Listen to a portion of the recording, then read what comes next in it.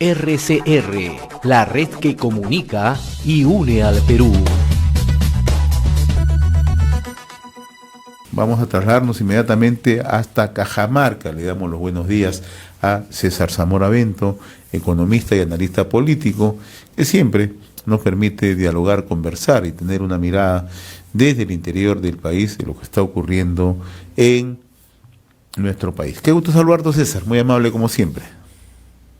Muy buenos días, José, qué gusto de verte después de algunas semanas.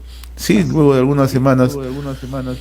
Y siempre es bueno echarle una mirada, ¿no? Estamos llegando, César, al primer año de gobierno, ya no solo en medio de incertidumbre política, de la crisis política, sino en medio de denuncia de corrupción, ¿no?, que comprometen al entorno del gobierno y al propio presidente Castillo, ¿no? ¿Cómo estás observando tú este panorama?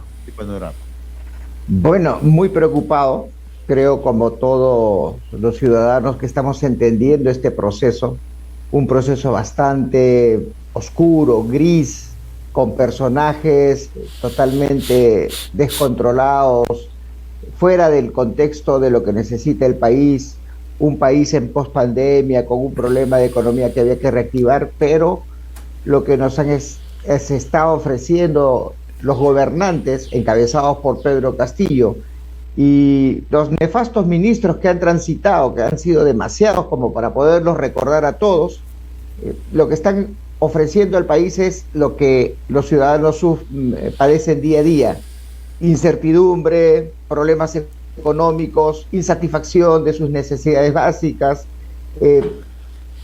Son espectadores de estos espectáculos de denuncias que lo único que trae como consecuencia es una mayor desesperación y desolación en la ciudadanía, el no saber qué va a pasar mañana.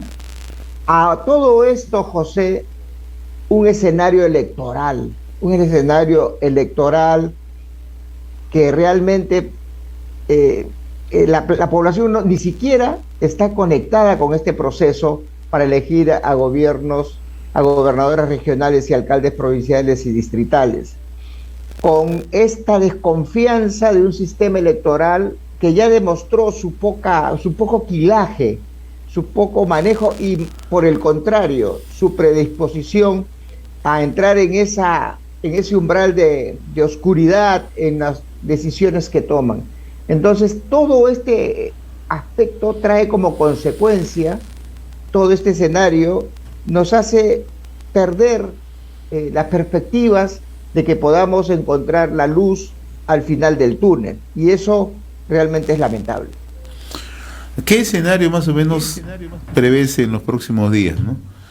Desde el lado del Congreso, desde el lado de la Administración de Justicia, porque ayer estuvo ante el Ministerio Público, ante la Fiscalía de la Nación, el exministro González, y según lo que da a conocer el diario El Comercio, ha dejado algunos elementos que pueden o permitirían que la Fiscalía inicie una nueva investigación. Por eso te preguntaba el escenario del Congreso, el escenario de la Administración de Justicia y el otro en la calle, ¿no? El escenario de la calle, lo podemos percibir, no tiene esa animosidad, ¿no?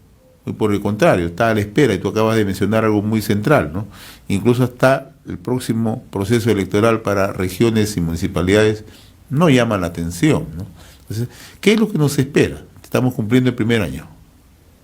En principio, José, desde hace meses atrás, desde los primeros meses de gestión de Pedro Castillo, nosotros sabíamos, al menos habían evidencias.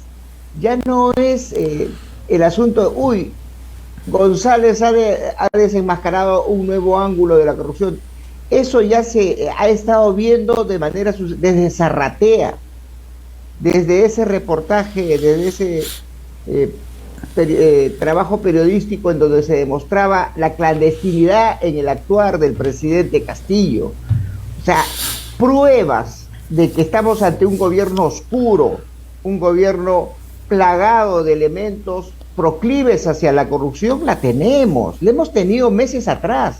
El problema siempre ha estado en el Congreso de la República y los famosos niños que nunca lograban equiparar la votación suficiente para poder vacar a un presidente nefasto. O sea, el elemento adicional es un elemento adicional, pero con lo que teníamos antes era más que suficiente como para bancar a este individuo. Su catadura moral está por los suelos. Cada vez nos sorprendemos más, cada vez abonamos más de lo que ya estábamos sabiendo. Y esa bendita palabra que utilizan sus defensores, sus escuderos, en el sentido de que lo demuestren, no hay pruebas. Pruebas hay abundantes pruebas.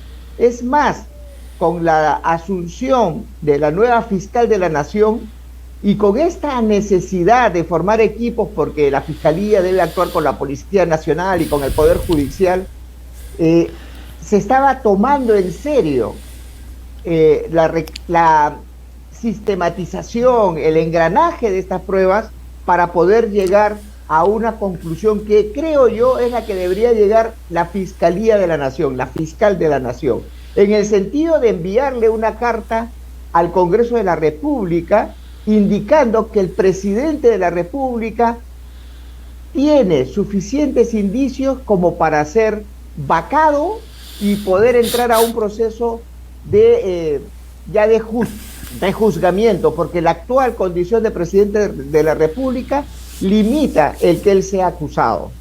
Entonces, vuelvo a repetir, José, las pruebas han existido siempre, se han mostrado. Lo que pasa es que para este sistema de protección a la investidura presidencial, la única alternativa que existe está en manos del Congreso de la República. Pero ahí tenemos un problema, ahí tenemos un serio problema, mi estimado César, ¿no? Uno, tú has mencionado el caso del grupo de parlamentarios que pertenecen a Acción Popular, ¿no? Pero con seguridad hay muchos casos más que no los conocemos. Eso estamos completamente seguros, y esto se nota en el accionar del propio Congreso de la República, ¿no? Se ausentan, no votan, se abstienen, etcétera, etcétera, ¿no? Son mecanismos que además le permiten, ¿no?, el manejo parlamentario. Pero lo cierto es que solamente hemos focalizado a un grupo de congresistas de Acción Popular. Pero por el mecanismo que ha utilizado el gobierno en los primeros meses, estamos completamente seguros que hay muchos congresistas que están comprometidos, ¿no? Seguramente su nombre no han salido a la luz pública, pero tienen compromisos asumidos. Te hago esta pregunta, ¿por qué? Porque el escenario del Congreso es precisamente ese, el más complicado, ¿no? Porque el más complicado es ese escenario. Entonces, ¿hacia dónde vamos, no? La calle, como se dice, está quieta, sabe los problemas, conocen que hay un tema de corrupción permanente, las encuestas así lo reflejan, pero no se siente, como se dice, no calienta. Mira, lo que acaba de mencionar me permite, pongo nombres. Alianza para el Progreso está coludido con el gobierno y es verdad. César Acuña es un personaje gris en este escenario y ha estado siempre dándole la mano a este gobierno, eso es verdad.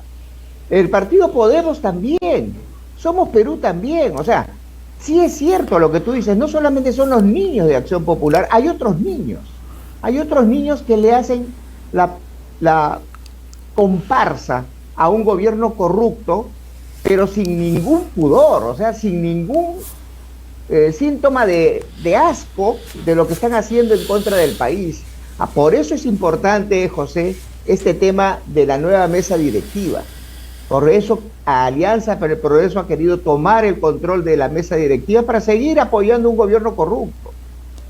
Por suerte tenemos una esperanza, que no es lo más ideal, pero por suerte tenemos la esperanza de que se arme una nueva lista para la mesa directiva encabezada por Gladys Echaíz. Es una esperanza que esperemos se pueda concretizar y evitar que el Congreso también forme parte de esta cúpula de corrupción. Hablemos de los efectos en la economía. Tú eres economista, entonces siempre paras al tanto de qué efectos puede tener esto para el país o qué efectos tiene en estos momentos para el país esta crisis permanente. Yo iniciaba el programa hoy mencionando que estamos próximos a llegar al primer año y ha sido una sucesión de hechos, ¿no? La economía sigue paralizada, contraída. Hemos tenido siquiera un momento de esperanza con el precio alto de los metales, ¿no? Del cobre, ¿no? No hemos aprovechado esa circunstancia, muy por el contrario, hemos abonado para generar condiciones de inestabilidad política, ¿no? Conflictividad, ¿no? No hemos generado empleo y no tenemos, como dice hoy un comunicado de la Unión de Gremios Empresariales, no hay esa voluntad del gobierno. Por el contrario, nos hemos enfrascado en un tema que ya tú lo has mencionado hace unos instantes, ¿no? El tema de la ineficiencia del gobierno, pero otro tema más grave, la corrupción.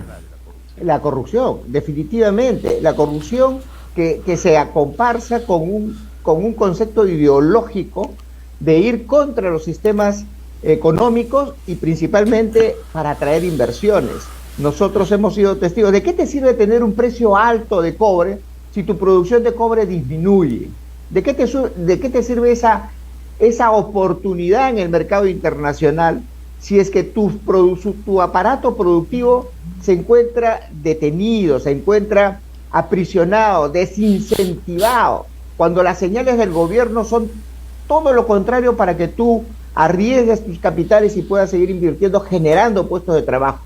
El panorama económico, José, todos lo sabemos, los televidentes que nos están viendo, la plata cada vez vale menos, el tipo de cambio está subiendo, somos dependientes de varios productos en el mercado internacional que están subiendo de precios, pero eso, siendo un problema, puede ser contrarrestado con políticas económicas inteligentes, que eso es lo que les escasea en todas las carteras del gobierno. Todas las carteras ministeriales adolecen de inteligencia para desarrollar lo que le corresponde con la finalidad de reactivar la economía.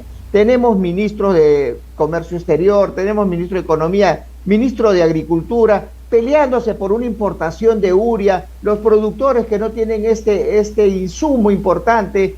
La producción va a caer en el sector agrario, que era el sector que más o menos se mantenía durante toda la época de la pandemia. Todo en la economía, siempre lo digo, es como un reloj que funciona con sus engranajes. Si el gobierno central falla en identificar el principal eslabón, como es el caso de la minería, entonces los demás engranajes van a dejar de funcionar, porque la minería no solamente es lo que tú extraes y exportas y traes divisas. La minería es servicios, la minería es construcción, la minería es la gama de productos que se relacionan con esta actividad y que dinamizan la economía, además de aportar al fisco para que el gobierno haga su labor, que corresponde de ser subsidiario de las necesidades del país. Pero esto de acá no funciona, y sencillamente hay más desempleo, hay menos ingresos, hay más inflación, y cada vez el dinero de la gente vale menos en el mercado. Lamentablemente, esta es la realidad. Por suerte, algo el BCR está manejando del asunto, pero creo que no va a ser suficiente si se sigue manteniendo esta alocada política de no hacer nada y de ser grises y oscuros, muy coludidos con la corrupción. Mi estimado César Zamora Bento, analista político, economista, muy agradecido por esta comunicación con RCR, Red de Comunicación Regional. Vamos a estar atentos, falta pocos días para el mensaje del presidente Pedro Castillo en medio de toda esta crispación política que vivimos. Un fuerte abrazo, César. Abrazo, José, muchas gracias por la invitación. Buen día. RCR, la red que comunica y une al Perú.